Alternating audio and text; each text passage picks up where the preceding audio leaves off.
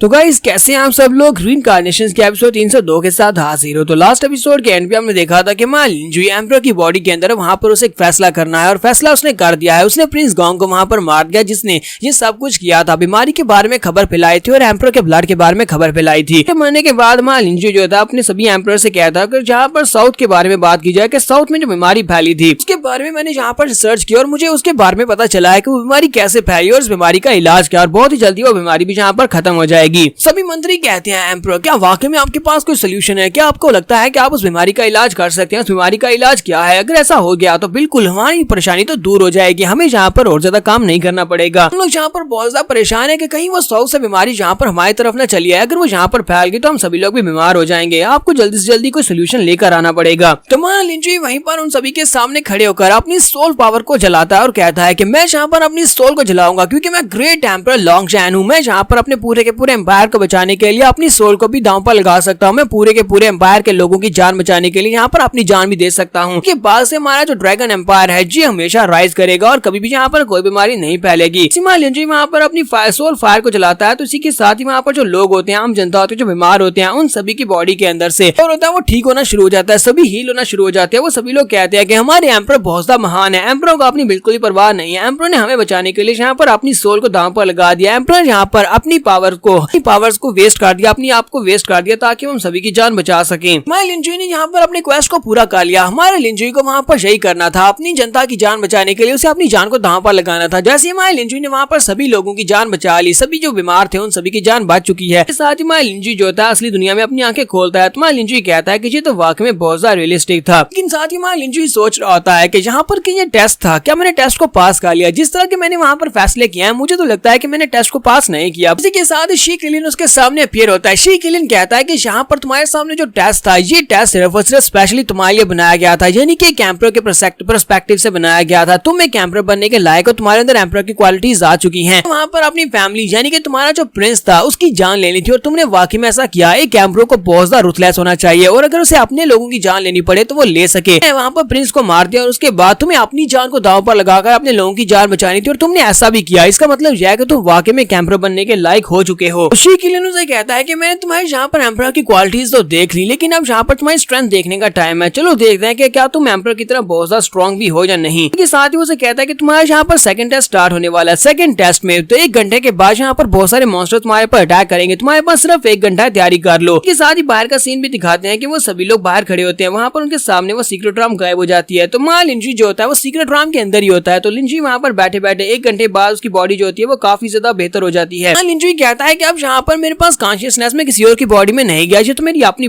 Body को यहाँ पर रखकर मुझे काफी ज्यादा खुशी हो रही है। शी किलिन उसे अपने पास एक टेक्निक देता है और कहता है कि ये शी किलिन की एक बहुत ही पावरफुल टेक्निक है, ये मैं तुम्हें देता हूँ। 1 घंटे में मॉन्स्टर्स तुम्हारे पर अटैक करना स्टार्ट करेंगे, तुम्हारे पास सिर्फ 1 घंटा, 1 घंटे में तुम्हें इस टेक्निक को कम्प्रीहेंड करना है। अगर तुम इसको मास्टर करके इस टेक्निक के साथ मॉन्स्टर्स को मार पाए तभी तुम दूसरे टेस्ट को पास कर पाओगे। लिंजुई वहाँ पर 1 घंटे के लिए बैठ जाता है, उस टेक्निक को मास्टर करना स्टार्ट करता है जो टेक्निक शी किलिन ने उसे दी है। लिंजुई के लिए इस टेक्निक को मास्टर करना ज्यादा मुश्किल नहीं होता। 1 घंटे का टाइम पूरा होने के बाद बहुत सारे मॉन्स्टर्स वहाँ पर से निकलते हैं और सभी मॉन्स्टर्स लिंजुई के ऊपर अटैक करने के लिए आगे बढ़ते हैं। तो लिंजुई कहता है लो मॉन्स्टर्स तो यहाँ पर आ चुके हैं, तो वो उनके ऊपर अटैक करने की कोशिश करता है लेकिन वो एनर्जी को यूज नहीं कर पाता। लिंजुई कहता है लगता है कि इनको सिर्फ और सिर्फ फिजिकल स्ट्रेंथ से ही हराया जा सकता है, इसी वजह से शी किलिन ने मुझे वो टेक्निक दी थी। उसके साथ में सिर्फ और सिर्फ अपनी फिजिकल स्ट्रेंथ को इंक्रीज कर सकता हूँ, फिजिकल स्ट्रेंथ से मॉन्स्टर्स को हरा सकता हूँ। लिंजुई कहता है तो फिर ठीक है, अब यहाँ पर पंचेस को ही यूज किया जाएगा। तो लिंजुई आगे बढ़ता है, अपने पंचेस मारना स्टार्ट करता है। वो एक एक करके उन सभी को पंचेस मार रहा था क्योंकि अब यहाँ पर वो अपनी पावर्स को यूज नहीं कर सकता। सुपर पावर्स या एनर्जी वाले अटैक्स बिल्कुल भी यूज नहीं किए जा सकते। थोड़ी देर के बाद लिंजुई वहाँ पर सभी के सभी मॉन्स्टर्स को पंचेस मारकर हरा देता है। तो लिंजुई ने वहाँ पर सभी मॉन्स्टर्स को हरा दिया और इसी के साथ ही क्योंकि फिजिकल स्ट्रेंथ उसकी काफी ज्यादा बढ़ चुकी है शी किलिन की उस टेक्निक की वजह से, तो लिंजुई कहता है कि मेरी स्ट्रेंथ इस वक्त डबल हो चुकी है, फिजिकल स्ट्रेंथ से मैं आसानी से इन पावरफुल मॉन्स्टर्स को हरा सकता हूँ।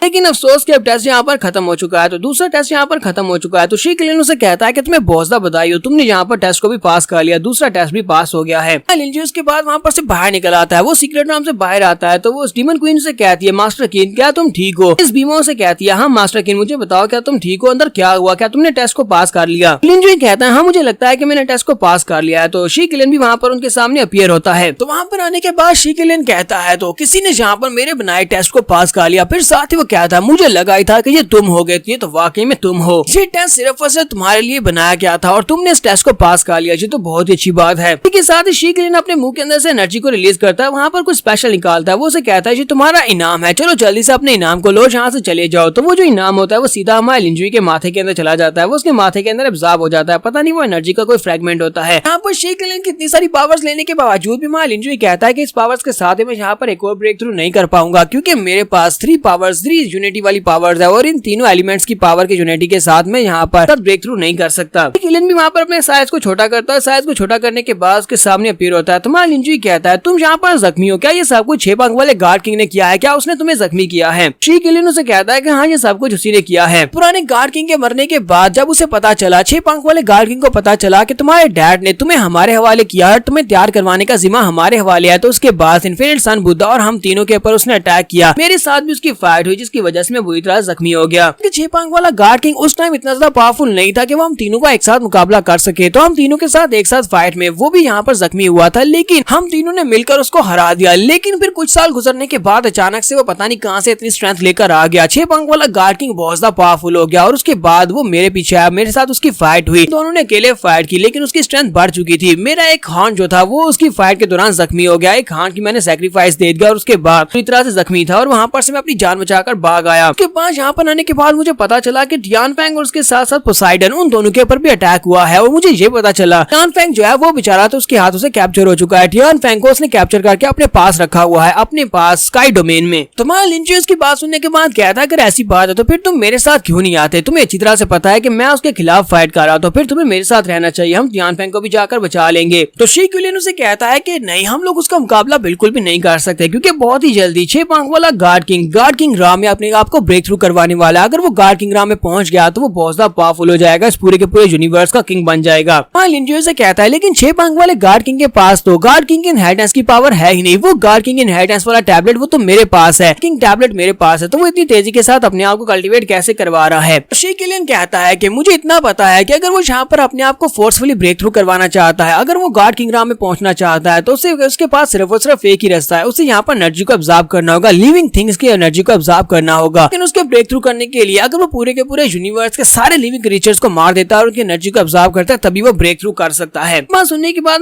लिंजुई और उसके साथियों को एक बहुत बड़ा झटका लगता है। वो लोग कहते हैं क्या वाकई में वो ऐसा कर सकता है, क्या वो पूरी दुनिया को तबाह करके सभी को मार कर अपने आप को ब्रेक थ्रू करवाएगा। तो लिंजुई शीक्लिन की बात सुनने के बाद से कहता है जबकि तुम्हें ये पता है कि उसके इरादे क्या है और वो पूरी दुनिया को तबाह कर सकता है, सभी लिविंग क्रीचर्स को मार कर अपने आप को ब्रेक थ्रू करवाने वाला है, तो तुम यहाँ पर बैठकर किसका इंतजार कर रहे हो, तुम्हें मेरे साथ चलना चाहिए, मेरे साथ चलो, हम लोग जाकर उससे फाइट करेंगे और उसे रोकेंगे। तो शीक्लिन उसे कहता है कि मैं तुम्हारे साथ इसलिए नहीं जा सकता क्योंकि हमारे पास जीतने का कोई चांस ही नहीं है, हम लोग जीत नहीं सकते। साथ ही लिंजुई के माथे के ऊपर 22 जावली चमकती है, उसका निशान चमकता है और 22 जावली अपने आप वहाँ पर से बाहर निकल आती है। तुम्हारे लिंजुई से कहता है कि 22 जावली ये क्या, तुम यहाँ पर अचानक से बाहर क्यों निकल आई हो। तो 22 जावली उसे कहती है क्योंकि मैं पहले से जाग चुकी हूँ, मुझे यहाँ पर बाहर निकलने के लिए तुम्हारी इजाजत की जरूरत नहीं है। तो 22 जावली अब यहाँ पर शीक्लिन से बात करके उसको मनाएगी कि वो लिंजुई का साथ दे। तो यहाँ पर हमारी एपिसोड 302 का एंड हो जाता है। तो एपिसोड की एक्सप्लेनेशन अच्छी लगी हो तो कमेंट करके जरूर बताइएगा। चैनल को सब्सक्राइब कर दे, वीडियो को लाइक और शेयर कर दें। शुक्रिया।